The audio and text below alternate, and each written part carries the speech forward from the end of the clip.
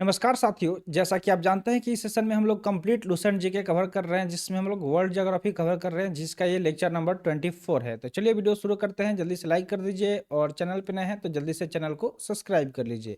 तो हम लोग इस सेशन में पढ़ने वाले हैं वायुमंडल के बारे में।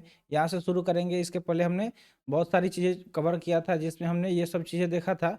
अगर आपको बता दें तो हमने आपको इस पिछले सेशन में सरगेसो सागर ये सब चीज़ें बताया था। अब आगे यहाँ पे हम बात करेंगे वायुमंडल के बारे में। तो वायुमंडल के बारे में जो भी इम्पोर्टेंट पॉइंट्स होंगे, किस तरीके के सवाल पूछे जाते हैं, एक-एक चीज़ आराम से इसको डिस्कस करते चलेंगे। तो चलिए वीडियो को जल्दी से लाइक कर दीजिए और चैनल पे नए हैं तो जल्दी से चैनल को सब्सक्राइब कर लीजिए। चलिए यहाँ से हम लोग शुरू करते हैं, देखते हैं एक-एक चीज़। तो दिया गया है कि पृथ्वी को चारों ओर से घेरे हुए जो वायु के विस्तृत फैलाव को वायुमंडल कहते हैं, ठीक है? तो जो हमारा पृथ्वी है, जिसमें हम लोग रह रहे हैं, तो उसके चारों ओर क्या हुआ है कि घेरा हुआ है जो वायु का विस्तृत फैलाव है, वायु जो है उसको चारों तरफ से घेर के रखा हुआ है और उसी का जो फैलाव है वो विस्तार में हुआ है, उसी को वायुमंडल यानी कि एटमॉस्फेयर कहते हैं। इंग्लिश में उसको क्या बोलते हैं? तो एटमॉस्फेयर बोलते हैं। ये चीज़ आपको याद रखना है। वायुमंडल की ऊपरी परत के अध्ययन को वायुर्विज्ञान, ठीक है, यानी कि एरोलॉजी और निचली परत के अध्ययन को ऋतु विज्ञान यानी कि मेटेरोलॉजी कहते हैं। तो ये 2 चीज़ आपको याद रखना है कि जो वायुमंडल की परत है, उसके ऊपर जो है ना, परत के अध्ययन जो वायुमंडल की ऊपरी परत है, उसके अध्ययन यानी कि उसको जो स्टडी किया जाता है, उसको एरोलॉजी कहा जाता है। क्या कहा जाता है? एरोलॉजी। वहीं अगर हम निचले परत की बात कर लें, ठीक है? निचले परत जो उसको ऋतु विज्ञान कहते हैं यानी कि मेटेरोलॉजी बोलते हैं, उसको क्या बोलते हैं? मेटेरोलॉजी बोलते हैं। तो यहाँ तक चीज़ें क्लियर हो गया। चलिए हम लोग आगे बढ़ते हैं। आगे की अगर बात करें तो ठीक है, लोग यहाँ से कवर अग अगला पॉइंट देखते हैं यहाँ से। तो अगला पॉइंट अगर देखें तो दिया गया है कि आयतन के अनुसार, ठीक है, अगर आयतन देखा जाए, वॉल्यूम देखा जाए तो उसके अनुसार वायुमंडल में 30 मील के अंदर, ठीक है, जो वायुमंडल है उसमें 30 मील के अंदर विभिन्न गैसों का मिश्रण इस प्रकार है। किस प्रकार है देखिए, नाइट्रोजन दिया गया है कितना, 78%। नाइट्रोजन कितना दिया गया है? तो 78% दिया गया है। वही अगर हम आगे बात करें तो आगे नाइट्रोजन के अलावा क्या दिया गया है? नाइट्रोजन के अलावा देखिए ऑक्सीजन कितना है, तो हमारे पूरे वायुमंडल में ऑक्सीजन है 20.93, यानी कि 93% यानी कि लगभग 21% है और यहाँ पे 78% ये है। कार्बन डाइऑक्साइड की बात करें तो 0.03% है और वही ऑर्गन जो है वो क्या है, यानी कि अदर्स ये सब आता है 0.93%। तो ये परसेंटेज दिया गया है अलग अलग गैसों का, ठीक है, विभिन्न गैसों के परसेंटेज दिए गए हैं। तो सबसे ज़्यादा क्या है पूरे पृथ्वी पर, जो वायुमंडल में सबसे ज़्यादा कौन सा गैस है? Nitrogen gas. याद रखिएगा कि डायरेक्ट सवाल पूछा जाता है कि जो हमारा वायुमंडल है, एटमॉस्फेयर, इसमें मौजूद सबसे ज़्यादा गैस कौन-सा है? तो नाइट्रोजन। उसके अलावा दूसरा आता है ऑक्सीजन, तीसरे नंबर पे कार्बन डाइऑक्साइड और लास्ट में ऑर्गन आता है। तो आगे अब बात करते हैं, नेक्स्ट पॉइंट की बात करें तो नेक्स्ट पॉइंट यहाँ पे क्या दिया गया है, चलिए इसको समझते हैं। तो दिया गया है कि वायुमंडल में पाए जाने वाले कुछ महत्वपूर्ण गैस। तो चलिए जो वायुमंडल है हमारा, उसमें कुछ ऐसे गैस पाए जाते हैं जो हमारे लिए काफ़ी ज़्यादा इंपॉर्टेंट होते हैं, काफ़ी ज़्यादा महत्वपूर्ण होते हैं, तो उसको भी हम लोग डिस्कस करेंगे। तो सबसे पहले हम किसके बारे में बात करेंगे? नाइट्रोजन के बारे में। नंबर 1 किसके बारे में बात करेंगे? नाइट्रोजन के बारे में बात करेंगे। तो चलिए इसको हम लोग समझते हैं। तो नाइट्रोजन की अगर हम बात करें तो नाइट्रोजन के बारे में क्या दिया गया है? चलिए इसको समझते हैं। तो दिया गया है कि इस गैस की जो प्रतिशत मात्रा है, सभी गैसों से अधिक है। यानी कि वायुमंडल में सारे गैस जो मौजूद हैं, उसमें सबसे ज़्यादा प्रतिशत किसका है? तो सबसे ज़्यादा प्रतिशत है नाइट्रोजन का। किसका है? नाइट्रोजन का। इसकी उपस्थिति के कारण ही जो वायु दाब है, पवनों की जो शक्ति है, ठीक है, तथा प्रकाश के परावर्तन का आभास होता है। अगर इसकी उपस्थिति नहीं होगी तो ये सारी चीज़ें जो फिजिकल फिनोमेना आप देख रहे हैं, वायु दाब यानी कि एयर प्रेशर हो गया, पवनों की शक्ति, ठीक है, जो पवन चलती है उसकी जो पावर होती है, शक्ति, वो हो गया, प्रकाश का जो परावर्तन होता है, ठीक है, आपने पढ़ा होगा प्रकाश का परावर्तन फिजिक्स में, तो वो है उस इन सब का आभास होता है। इस गैस का कोई रंग, गंध अथवा स्वाद नहीं होता है।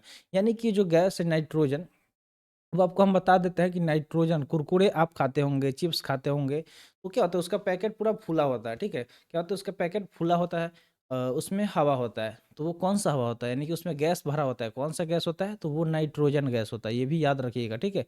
जब भी आपसे कोई पूछे, ये आप या जो ज़्यादा बच्चे कुरकुरे खाते हैं, तो उनको ये बता भी दीजिएगा कि इसमें कौन-सा गैस भरा होता है? नाइट्रोजन, ठीक है? ये चीज़ आपको याद रखना है। नाइट्रोजन की अगर हम बात करें तो आगे क्या दिया गया है, चलिए समझते हैं। नाइट्रोजन का सबसे बड़ा लाभ यह है कि यह वस्तुओं को तेज़ी से जलने से बचाती है। यानी कि कोई भी चीज़ है जो अगर उसको ऑक्सीजन ज़्यादा मिलेगा तो वो जल्दी जलेगा, ठीक है। ऑक्सीजन की उपस्थिति अगर ना हो, कहीं भी ऑक्सीजन अवेलेबल ना हो तो आग नहीं लगेगा, आग नहीं जल पाएगा, ठीक है। तो ये चीज़ याद रखिएगा। और नाइट्रोजन का मौजूदगी क्या करता है, जो नाइट्रोजन है ये किसी भी वस्तुओं को मतलब तेज़ी से जलने से बचाती है, ये प्रोटेक्ट करती है, जल्दी जलने नहीं देती है, ठीक है।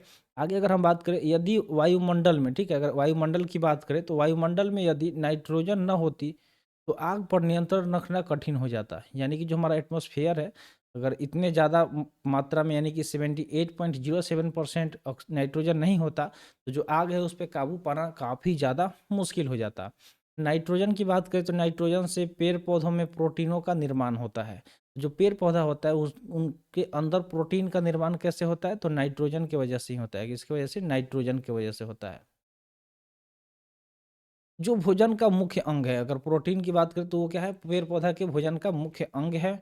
यह गैस वायुमंडल में 128 किलोमीटर की ऊंचाई तक फैली हुई है। यानी कि अगर हम जहाँ मौजूद है वहां से 128 किलोमीटर ऊपर की तरफ जब जाएंगे तो उतना दूर तक ये जो नाइट्रोजन है ये मौजूद है। कहाँ तक? तो 128 किलोमीटर तक मौजूद है। ये चीज़ आपको याद रखना है। नाइट्रोजन आपने देख लिया, तो इसके बारे में मेन पॉइंट क्या है कि ये किसी भी चीज़ को जलने से बचाता है।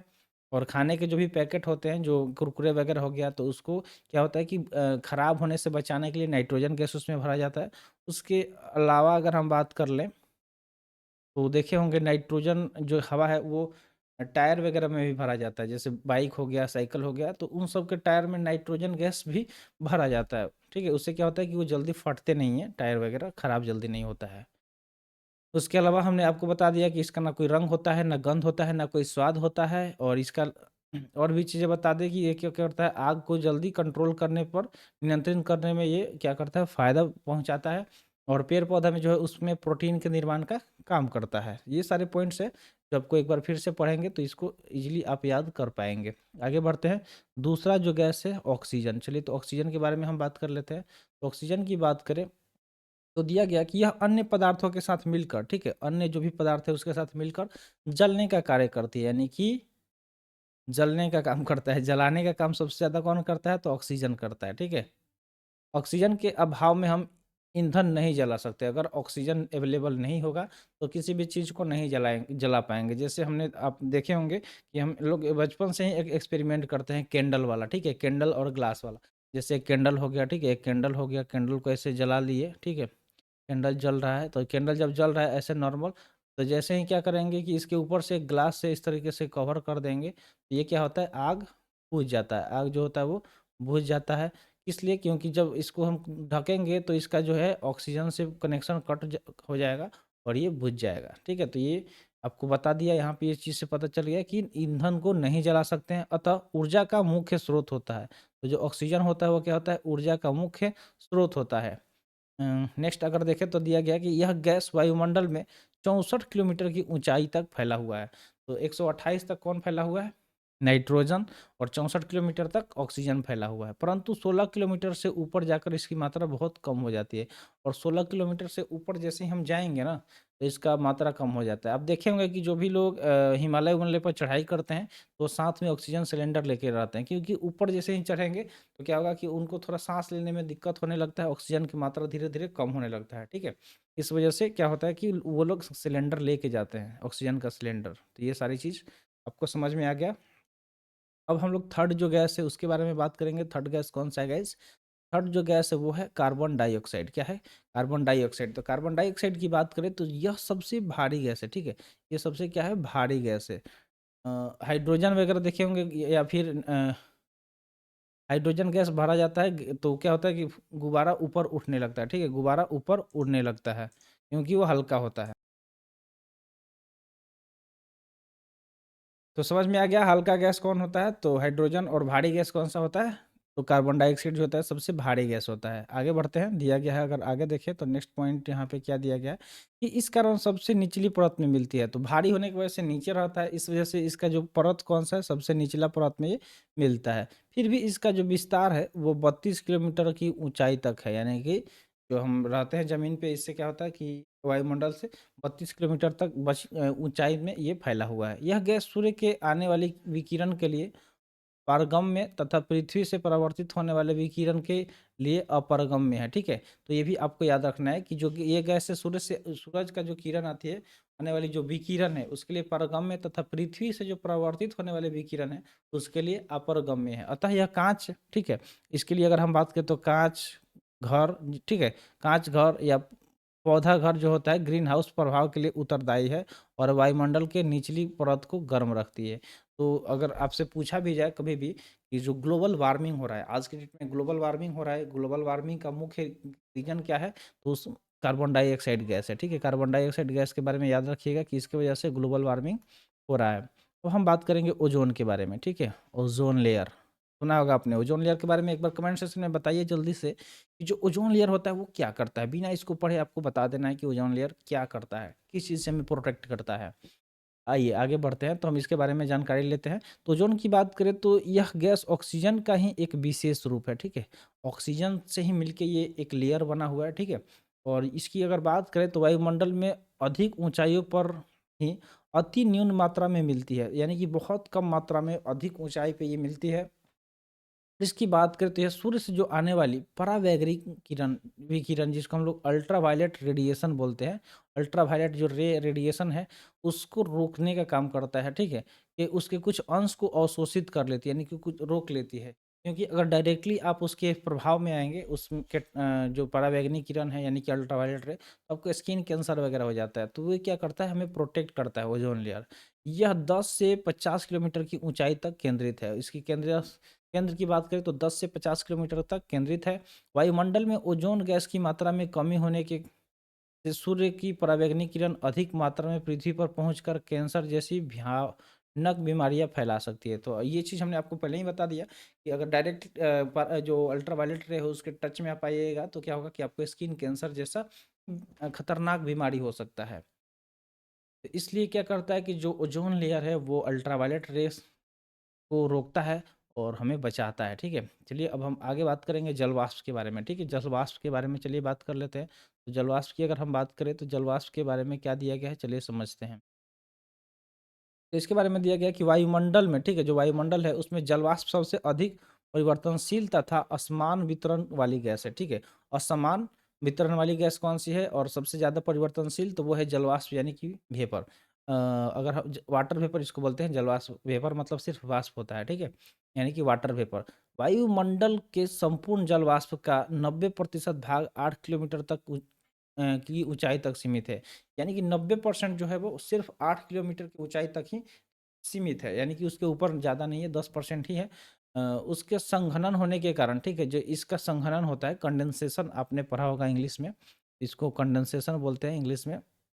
इसके वजह से क्या होता है कि जो बादल होता है, वर्षा, कोहरा, ओस, तुषार, हिम आदि का निर्माण होता है। ये जो भी चीज़ें होता है फिजिकल फिनोमेना, जैसे कि बादल बनता है, वो बारिश के रूप में कन्वर्ट हो जाता है, फिर कोहरा छाया होता है, जब ठंडी पड़ रहा है तो ठंड के मौसम में कोहरा, ओस भी गिरता है काफ़ी ज़्यादा, तुषार, हिम, ये सब चीज़ यहीं पे होता है, इसी की वजह से होता है, ठीक है। विभिन्न प्रकार के तूफानों को जलवाष्प से ही ऊर्जा प्राप्त होती है। तो जो अलग अलग तरह के तूफान भी होते हैं तो उसको जो एनर्जी देने का काम कौन करता है, तो जलवाष्प से ही मिलता है। जलवाष्प सूर्य से आने वाले जो सूर्यातप के कुछ भाग को अवशोषित कर लेती है तथा पृथ्वी द्वारा विकिरित ऊष्मा को संजोए रखता है, यानी कि उसको संजो करके रखता है, कंजर्व करके रखता है। इस प्रकार यह कंबल का काम करता है। कैसे काम करता है, कंबल, जो ठंडी में हम लोग कंबल ओढ़ते हैं उसका काम करता है ये, जिससे पृथ्वी ना तो अधिक गर्म और ना ही अत्यधिक ठंडी हो सकती है। ये क्या करता है, ना तो ज़्यादा गर्म होने देता है, ना ही पृथ्वी को ज़्यादा ठंडा होने देता है, यानी कि ये रोक के रखता है। जलवाष्प के संघनन से वृष्टि होती है। जो वृष्टि होती है वो किसकी वजह से होती है, तो जो जलवाष्प है इसके ही संघनन से वृष्टि होती है। वायुमंडल की स्थिरता भी जलवाष्प से नियंत्रित है, यानी कि जो वायुमंडल है वो स्थिर किसकी वजह से है, तो इसमें जलवाष्प से ही ये नियंत्रित होती है, इस वजह से स्थिर होती है। चलिए एक नोट दिया गया है तो नोट को समझते हैं कि आखिर नोट के बारे में, इस नोट में दिया क्या गया है। तो नोट की अगर हम बात करें तो नोट में दिया गया है कि जलवाष्प के अलावा, ठीक है, जो जलवाष्प है उसके अलावा सूर्यतप तथा सौर विकिरण का जो अवशोषण होता है ऑक्सीजन, ओजोन तथा कार्बन डाइऑक्साइड गैसें करती है। कौन कौन करती है, तो जलवाष्प के अलावा अगर हम देखें तो सूर्यतप तथा सौर विकिरण और अवशोषण ऑक्सीजन, ओजोन तथा कार्बन डाइऑक्साइड गैसें करती हैं। ये पॉइंट आपको समझ में आ गया, ये एक नोट दिया गया था। अगला 2 पॉइंट है, इसको जल्दी से हम लोग समझ लेते हैं। एक पॉइंट दिया गया कि आकाश में रंग नीला धूलकण के कारण ही दिखाई देता है, ठीक है? जो आकाश का रंग है, ठीक है? आकाश में नहीं, आकाश का जो रंग होता है आपने देखा होगा कि नीला दिखाई देता है। जब फ्रेश आसमान देखेंगे तो नीला दिन में दिखाई देता है। किस वजह से दिखाई देता है? तो जो उस धूलकण होता है उसके कारण ही दिखाई देता है। दूसरा पॉइंट दिया गया कि पृथ्वी के ताप को बनाए रखने के लिए उत्तरदायी कौन है? तो कार्बन डाइऑक्साइड और जलवाष्प, ठीक है? यानी कि CO2 और वाटर वेपर जो होता है वो पृथ्वी को क्या करता है? ये पृथ्वी के ताप को बनाए रखने के लिए, इसको टेम्परेचर को बनाए रखने का काम करता है। तो यहाँ तक चीज़ें क्लियर हो गया। आई होप आपको ये चीज़ समझ में आ गया है। तो चलिए इसको थोड़ा-सा क्लियर कर लेते हैं, गंदा दिखना नहीं चाहिए। तो अगला जो पॉइंट है आप देख रहे होंगे यहाँ पे क्या दिया गया है, वायुमंडल की संरचना। तो वायुमंडल के बारे में हमने देखा कि इसमें जो भी मौजूद गैस था उसके बारे में हमने पढ़ा, ठीक है? जैसे कि हमने किसके बारे में पढ़ा? Nitrogen, oxygen, carbon dioxide. फिर उसके बारे में, उसके बाद हमने किस चीज़ के बारे में पढ़ा? उसके बाद हमने ओज़ोन के बारे में पढ़ा, ठीक है? उसके बाद हमने जलवाष्प के बारे में पढ़ा और जो भी इम्पोर्टेंट पॉइंट था उसको समझा। नेक्स्ट अगर हम बात करें तो इसके बाद जो हम लोग सेशन लेके आएँगे, उसमें हम कवर करने वाले हैं वायुमंडल की संरचना, जो वायुमंडल है, ठीक है? तो इसकी संरचना के बारे में हम लोग पढ़ेंगे कि इसका संरचना कैसे है, ठीक है? इसका कैसा संरचना है, इसमें अलग-अलग स्फीयर हैं, ठीक है? अलग-अलग मंडल है, तो वो सारे मंडल के बारे में पढ़ेंगे, उसका क्या ख़ासियत है, उससे क्या फ़ायदा है, कहाँ से क्या चीज़ें होती है, सब चीज़ एक-एक करके पढ़ेंगे। उसका विस्तार कितना किलोमीटर तक है, माने जो भी चीज़ें इम्पोर्टेंट पॉइंट्स में दिया गया है। जैसा कि हम बार-बार आपको बोलते हैं कि ये जो बुक है, वो समझ लीजिए कि आपका जो बेस है ना, उसको स्ट्रॉन्ग कर देगा। यानी कि जो सेशन हम आपके लिए लेके आए हुए हैं, एक बहुत सारी चीज़ें आपका क्लियर हो जाएगा और धीरे-धीरे जब ये बेसिक्स और मीडिएटर, मतलब मीडिएटर लेवल का ये है, एडवांस इसके बाद चीज़ें हम लोग कवर करेंगे जब ये हो जाएगा, ठीक है? यहाँ तक चीज़ें समझ में आ गया होगा, तो चलिए फिर अच्छी बात है। वीडियो को लाइक कर दीजिए, लाइक नहीं किए हैं तो, और चैनल को सब्सक्राइब कर लीजिए अगर सब्सक्राइब नहीं किए हैं। तो मिलते हैं फिर अगले वीडियो में, तब तक के लिए जय हिंद, जय भारत।